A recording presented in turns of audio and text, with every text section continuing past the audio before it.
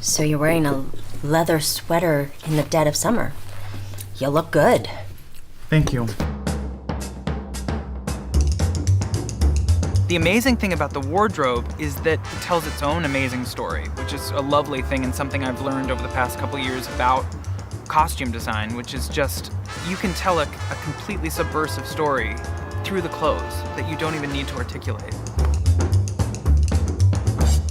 I had, going into the show, a very clear idea of the aesthetic. I met with Eugene and Dan, and then Daniel said, let's talk about wardrobe, and I went, wait a minute, okay, wait. I was like jumping up. Wait a minute, there's this woman, and She had mentioned something to me about Daphne Guinness. She's a very eccentric dresser. She was friends with Alexander McQueen and wears very sort of Lady Gaga-ish inspired outfits. And she's like, I'm thinking of going in that direction.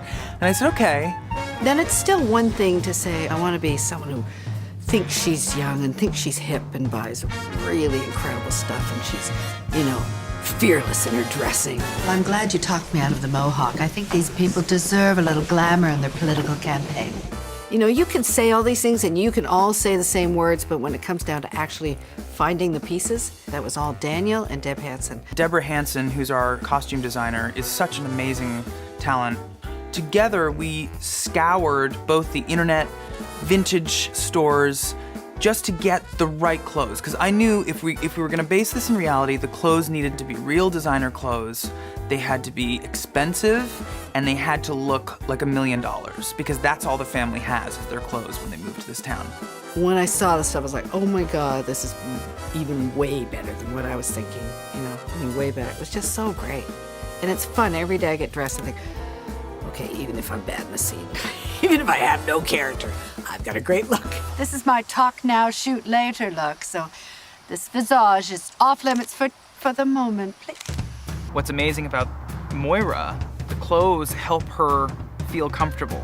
It's a character that really can't stand alone without the facade that she's sort of constructed for herself. And the clothes help inspire her in certain areas to just take that character into new and wonderful directions. You can't put a price on dignity.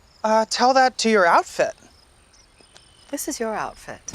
Well, you like to think you develop your character, internally, but the external can do so much for you, and in this case it really does. And when you get these kinds of clothes on, you just feel different, you stand differently, you move differently, people look at you differently, and I feed off of all of it. It's lovely.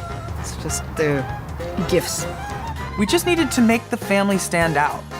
So for me, wardrobe is such an unbelievably important way of doing that. And I think the clothes that you see, the outfits, the way that these characters wear their clothes is so polar opposite to the way that the townspeople dress that it was just such a fun way of making them stand out even more.